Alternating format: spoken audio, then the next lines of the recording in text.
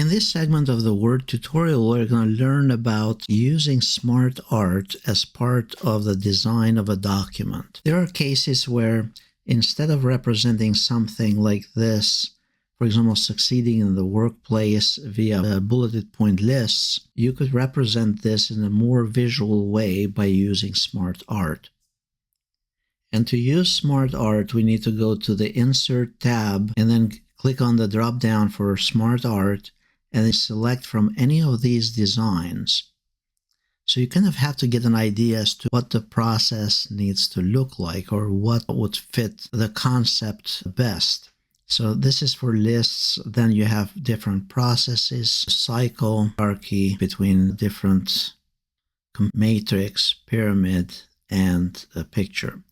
In our case, I'm going to use a process to represent those 3 bullet points that I highlighted a moment ago. So let's say this fits best. So we could click here. Once you insert the image or the SmartArt, then we need to fill in the information. And then you simply insert or type in the text in there for each item. Now notice that here we have also additional design SmartArt templates where we basically could change the design with a single click by picking another design here. And I'm going to undo some of these. And then if you prefer different color scheme, you can pick a different design from here.